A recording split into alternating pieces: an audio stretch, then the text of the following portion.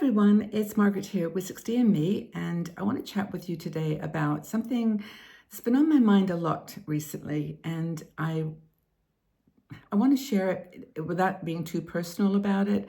But some things have happened just being on my own, traveling away from family, where I've got a different perspective now on how we express our love, how people express their love.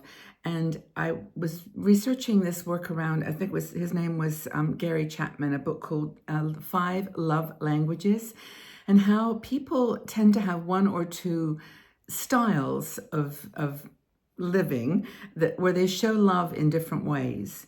And for example, somebody might buy you a gift and think they've shown deep affection, and you might say, well, I'd much rather just have had a hug, or I'd much rather you just called me, or there's something else that would have been more meaningful. Sending a gift to you was somehow the thing that you thought was, they thought was their expression of their love, but for you, it wasn't an expression of their love for you. If you understand. I think you probably know a little bit about this. It's got quite a bit of exposure and conversation around it. So this idea of love languages has really been interesting to me, because the further I've been away from my family, not seeing my grandkids so frequently and so on, I've actually then been looking for the ways that I can express my love in a way that will match their expectation of it, and then vice versa.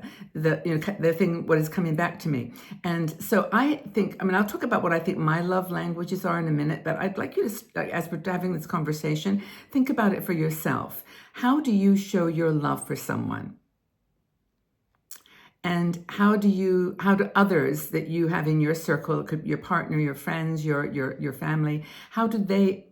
And it could be individually, like one person could show love for you differently than all the rest. So it's just a kind of an interesting drama. So what are some of the five love languages? And then you can kind of identify with them, and then we can see where we all fit, okay? And it is linked to the let them philosophy that Mel Robbins has put together, because a lot of times the way that someone expresses their love for you may not be what you want or that you expect. And then you have to just let them do it the way that they do it. You can't change their love expression, the way that they express their love. So there's, first of all, words of affirmation. Is this how you like to be loved? Or is this how you give love to others? Saying, you look great today. Or I'm really proud of you. I'm really happy that you've accomplished that. I'm really, really glad that you're doing so well. Words of affirmation, that for some people, they would much rather have that than giving me a flower. Just to say that you love me, say that you are proud of me. For people, some people, loving words means everything. The words are what makes you feel loved. It could be the text messages, it could be the emails, it could be the just the affirmation that you're doing okay. Now, this is one that a lot of you give me, and I think I give you back, is that I am always very conscious that the words I use are affirming my love for you and my care for you. So the words for me are pretty important, and I do like to be told that I'm loved and that I'm respected and cared. That someone cares for me, that I look good. Not so much looking good, but that I am good. So that's that. Maybe that's one of the five love languages that I like. Words of affirmation. I don't need a lot of gifts or anything other than just knowing that I'm important to you. Acts of service. This is another way that people show their love by doing something. Let me make you a cup of tea. That's the kind of basic thing. Let me give you something. Let me help you. I'll fix that for you. It's that's how you show your love, is by doing things for people. Being kind. You could actually say that all these love languages apply to you, but some people like it more than others. Saying something, doing something shows more love than saying that you love me. Like, do something to help me, do something to share. So the acts of service is another person's love language. Some people like to receive gifts. That's a sign that you love me, is if you give me a gift. You give me help, you give me something. When you give me something, I feel like you love me. And when I give you something, that for me is a sign or a demonstration of how much I love you. and how proud I am of you, and how all those things that we said earlier are bottled up in that act of giving someone a gift. Now, I have some friends, not mentioning any names, but people who give a lot of gifts, a lot of gifts.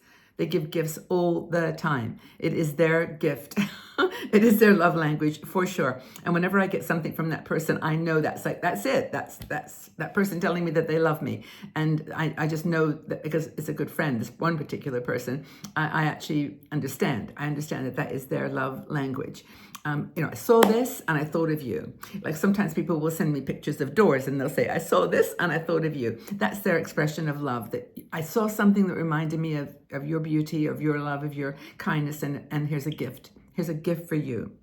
And it's just that's another one that I do in different ways. And that's maybe one of the ones that I get caught up on because, anyway, I won't go into that. Quality time may be your way. Let's go for a walk together. Let's go on a trip together. Let's do something together. Let's talk on the phones, without distractions. Let's just have a chat. Let's sit down. Presence is the most important thing. They need you to be there, right there, physically. And actually, this is it's really interesting as I'm doing this. I'm seeing all the different languages that I use with my grandkids. This is what I love. I love to be with them. Yes, I give them gifts, and I've actually slowed down on that a little bit because it's just, that isn't their love language. Well, maybe it is, but for most kids, they like to see you in person too. Presence is this love language for me. Quality time. What about you? Then we've got physical touch, a warm hug, holding hands, pat on the shoulder, all these things. They're all going to help you with physical touch. That's the way that some people like to communicate. It matters. It matters as we get older.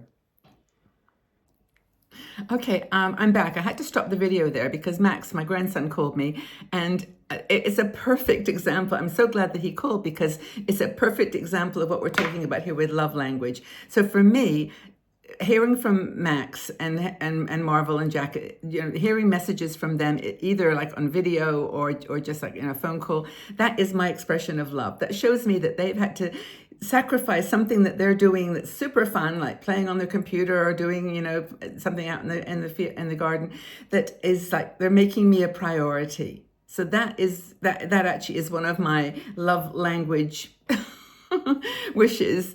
It's not, they couldn't, I suppose if they make me a gift or they make me something personal, it's anything that they do that shows that they put me in their mind, because, kids especially are so busy, but it's people too, that they put you first and they call you, they say how much they have missed you, or they got a project that they want to work with, they want you to work with them on.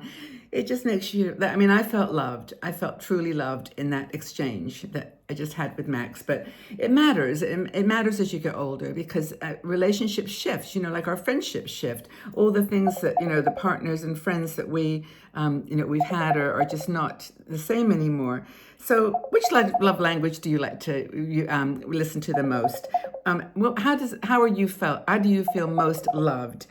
Has it changed as you've gotten older? Is it something that you have some, awareness of? Share your love language below. Let's have a chat. And I'm looking forward to hearing it. Know that you're important to me. This is my love to you right now. But tell me how your love language has evolved over the years and what's important to you. Take care.